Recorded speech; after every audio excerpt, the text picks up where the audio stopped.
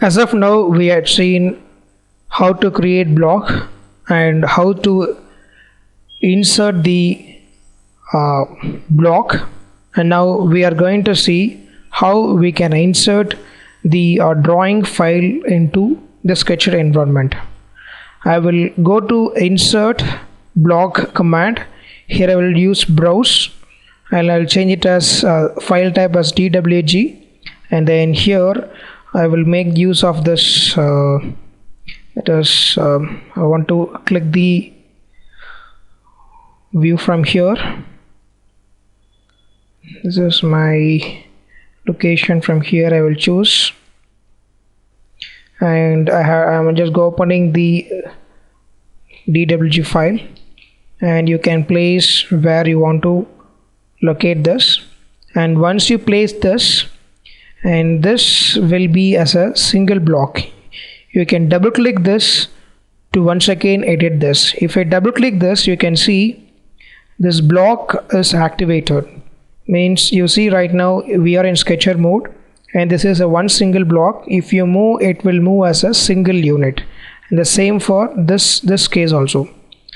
But if I want to edit this block, you need to select this, or you can double click, and when you select here, you can go to the command called as edit block. Here you have edit block. You select this. Now you can edit the block. Means you want to do dimension for this, you can do this. You want to modify this, you can modify this. But still there is one more you need to do is we don't have any relation for this. You need to apply relations one by one for each and every entity, and this you have to do it more carefully when you import the 2D drawings.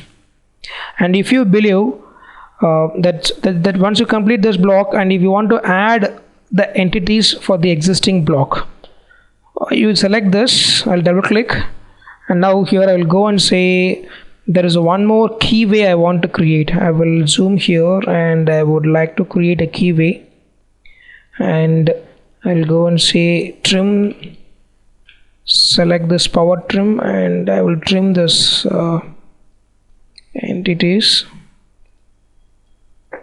And once I complete this, you can see here we have this is adding and this is updating. I will use save. This is for saving as a separate block if you want to insert similar blocks in the other drawings also. I don't want to save this. I will just update this, or what I can do is once you complete this, you go and say finish. Now you can see this block has been updated. Now if I go and browse this, you can see the same block. You can see the existing, the next what you repeat to insert, it will be updated with this similar profile. And this is how you can create block in SolidWorks, and you can reduce the repetition task, and you can also create some standard libraries for blocks. And once you created this, if you believe you want to make this single unit as a separate entities, you right click here and you can get explode block. If you choose explode block, then this entity will be, this single unit will be separate entity. This is all about block. And saving block, as I told, if you want to save, you can save it as a separate block using this icon. This will be saved as a separate block in a specific folder, and you can retrieve in n number of times.